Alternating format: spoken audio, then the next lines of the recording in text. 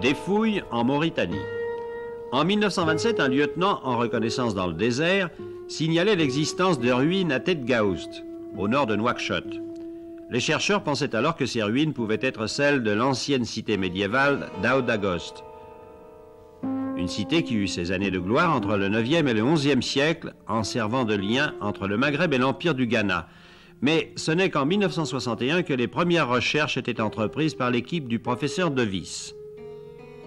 Tous les ans, en hiver, pendant quelques semaines, nous procédons à une campagne qui est extrêmement importante et qui mobilise une main-d'œuvre importante, des étudiants de l'Université de Dakar, des étudiants venus de France et un certain nombre de spécialistes que nous faisons venir à cette occasion de France aussi. Le site principal est celui qui se voit ici en bas de cette photo et qui est l'objet de fouilles. Vous voyez ici des excavations.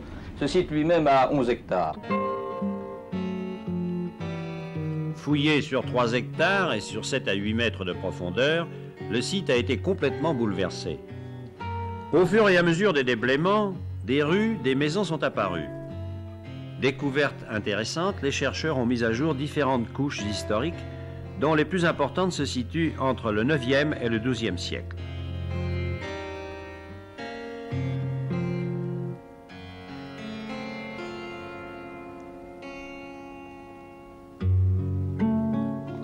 En 1969, une mosquée était en partie déblayée, mosquée qui est le plus ancien édifice public connu en Mauritanie.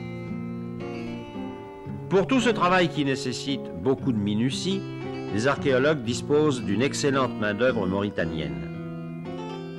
Les objets découverts sont traités par des méthodes statistiques qui permettent d'aboutir à des courbes de fréquence par niveau, courbes qui servent de base de raisonnement pour établir l'historique du site.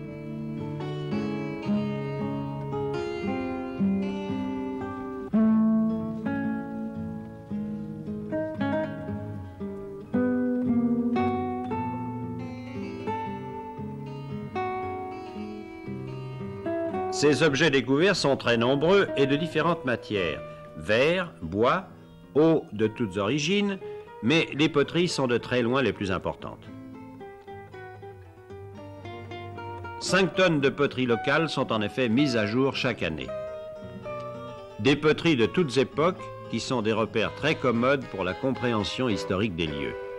Mais aussi des céramiques importées du Maghreb ou d'Espagne qui ont le gros avantage de permettre, par comparaison, une datation plus serrée que les poteries locales.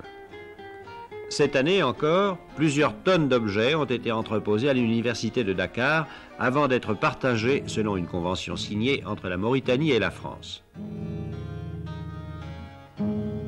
Nos objectifs principaux sont d'abord de poursuivre le dégagement de ce tel principal qui comporte 3 grands chantiers. Ensuite, de poursuivre l'exploitation d'un tel qui est situé sur le côté, que vous ne voyez pas, qui est situé sur le côté, et qui est un tel industriel, dans lequel nous avons trouvé des fours intéressants. Ensuite, de continuer les travaux de consolidation de la mosquée, car sous la plus récente des mosquées, il semble y en avoir de plus anciennes. Et enfin, d'ouvrir vraisemblablement de nouveaux chantiers sur des tels, c'est-à-dire des collines archéologiques, qui jusqu'à présent n'ont pas été exploitées.